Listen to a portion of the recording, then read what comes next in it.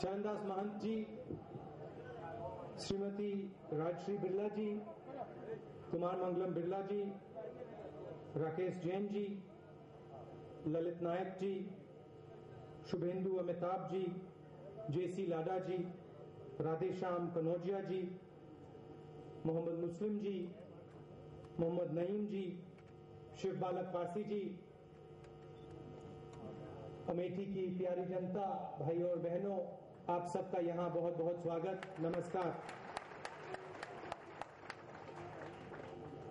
बिरला जी ने अभी कहा कि उनके परिवार और हमारे परिवार के बीच पुराना रिश्ता है, तो मैं उनसे ये कहना चाहता हूं कि ये लोग जो यहां बैठे हैं, ये भी हमारे परिवार के लोग हैं। तो अगर आपका रिश्ता हमारे परिवार से है, तो इसका मतलब है कि आपका रिश्ता इस परिवार से भी है। तो आपका यहां स्वागत करना चाहता हूं। पागल नहीं, 8 बच्चे पैदा। और जो अभी मैंने इनसे बातचीत की, उसके बारे में आपको थोड़ा बताना चाहता हूं। 4 और कर लेंगे, 12 की टीम हो जाएगी। अच्छा भैया, आलू का दाम क्या है आज मार्केट में? 10 रुपए? नहीं, 10 रुपए 10 रुपए किलो। अरे 10 रुपए में चिप्स का पैकेट जो होता है, चिप्स का पैकेट 6 या 10? 6 रुपए किलो। और जो चिप्स होते हैं ना, आलू चिप्स, हाँ वही अगर 1 किलो खरीदे कितने के होते हैं वो? तकरीबन 400 रुपए किलो। नहीं, 250 रुपए भाई, बोलने 400 रुपए किलो चिप्स और 6 या 10 रुपए किलो आलू। नहीं जाएंगे। कुछ दिन पहले माइक लगा हुआ है। मैं श्रावस्ती गया था उनको ले जाओ, और वहाँ किसान से मैं बात कर रहा था, और उनसे मैंने पूछा, भाई बताओ, नहीं हम इधर ही रहेंगे, हम इधर ही रहेंगे, हम पीछे नहीं जाएंगे। आपके जो आंकड़े हैं, आप किसान हो, जो आपके आंकड़े हैं, आपको कितना पैसा मिलता है?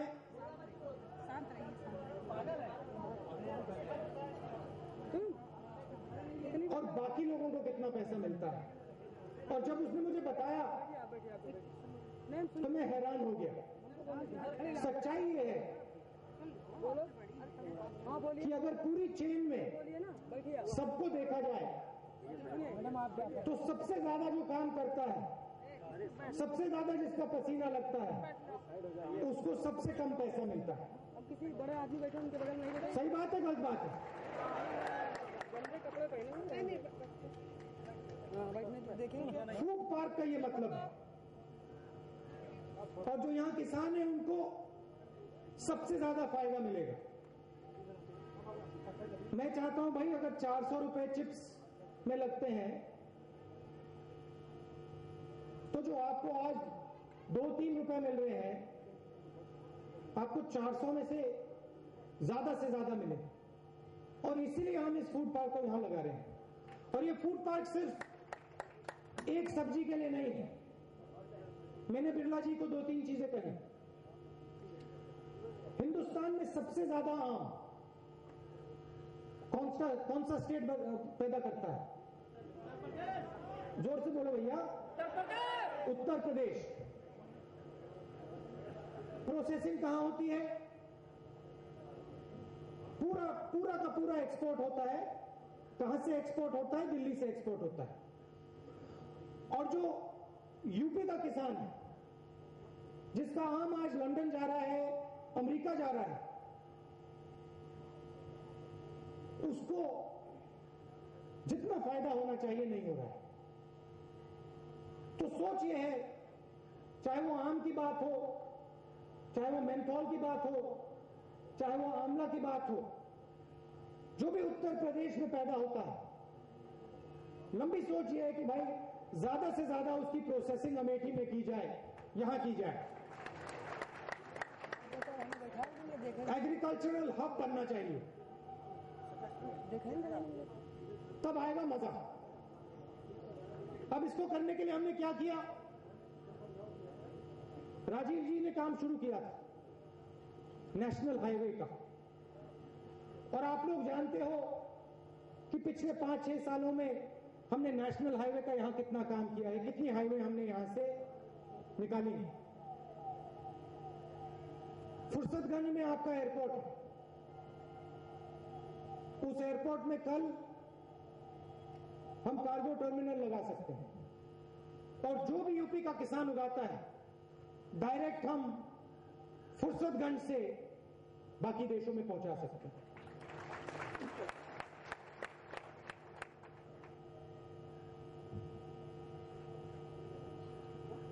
कुछ साल पहले मैं कर्नाटक गया और वहां पे काफी साइंटिफिक उद्योग लगे हैं। तो मैंने लोगों से पूछा, भाई यहां ये रिसर्च एंड डेवलपमेंट का हब कैसे बना, क्यों आज बेंगलोर कंप्यूटर से जुड़ा हुआ है। और पूछताछ करने के बाद लोगों ने मुझे एक बात बताई कि देखिए यहां पे 60-70 साल पहले HAL का एक कारखाना लगाया गया था और ये आप पूरा जो देख रहे हो उसकी नींव वो HAL का कारखाना। तो हम अमेठी में जगदीशपुर में बदलाव लाना चाहते हैं और ये उसका एक बहुत बड़ा भाग है। ये आपको लग रहा है कि भाई फूड पार्क है, 40 कारखाने लगेंगे, आलू का, मिंट का, आम का, अलग अलग चीजों के 40 कारखाने लगेंगे। और बिरला जी ने कहा कि 40,000 लोगों को फायदा मिलेगा, 25,000 लोगों को इनडायरेक्ट रोजगार मिलेगा, 2,500 लोगों को डायरेक्ट रोजगार मिलेगा। मगर ये एक नींव है, ये एक शुरुआत है, क्योंकि जब प्रोसेसिंग यहां शुरू हो जाएगी, जब पूरा यूपी का आम यहां से चलना शुरू हो जाएगा। मिंट की बात करता हूं आपसे, आज हिंदुस्तान में जो मिंट उगाई जाती है ज्यादा से ज्यादा यहां उगाई जाती है। फिर आप जानते हो उसका क्या होता है, सीधा उसका एक्सपोर्ट होता है और फिर प्रोसेसिंग दूसरे देशों में होती है और फिर हम उसको वापस खरीदते हैं। मैं चाहता हूं कि प्रोसेसिंग यहां अमेठी में हो।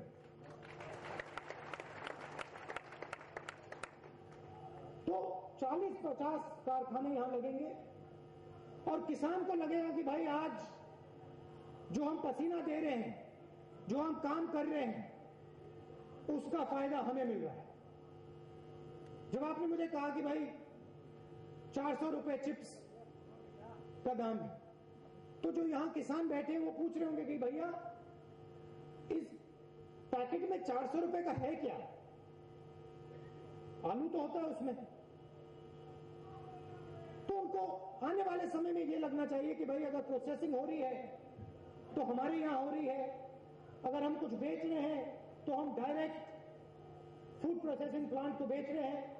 और बिरला जी ने मुझे बताया कि फूड प्रोसेसिंग प्लांट को छोड़िए, इनकी सोच है कि अगर किसान बेचे तो उसके घर पे जाके बेचे, घर से बेचे डायरेक्ट, तो उसको ये भी कष्ट ना हो कि उसको यहां आना पड़े। तो ये सोच है और इससे आपको बहुत ज्यादा फायदा होने वाला है। 2-3 चीजें मैं और कहना चाहता हूं। हिंदुस्तान पेपर मिल की लड़ाई के बारे में आप जानते हैं, लंबी लड़ाई थी, 10,000 लोगों के रोजगार की लड़ाई थी और मैं आपको कहना चाहता हूं, खुशी से कहना चाहता हूं, ये लड़ाई भी हम जीत गए हैं। और यहां कुछ ही दिनों में हिंदुस्तान पेपर मिल का भी हम उद्घाटन करने वाले हैं और उससे तकरीबन 10,000 लोगों को डायरेक्ट फायदा मिलेगा। हम लगे रहते हैं, मगर बिरला जी हमारी शक्ति यहां से आती है और जो भी हम हैं, जो भी हम काम कर सकते हैं वो इन लोगों की मदद से हम कर सकते हैं। ये हमारा परिवार है और आज एक ऐतिहासिक दिन है क्योंकि आपको भी हमने इस परिवार में शामिल किया है और आप और हम मिलकर अब अमेठी के किसान की लड़ाई लड़ेंगे और उस लड़ाई को भी हम जीतेंगे और किसान को और आम जनता को फायदा पहुंचाएंगे। आप सबका बहुत बहुत धन्यवाद। नमस्कार।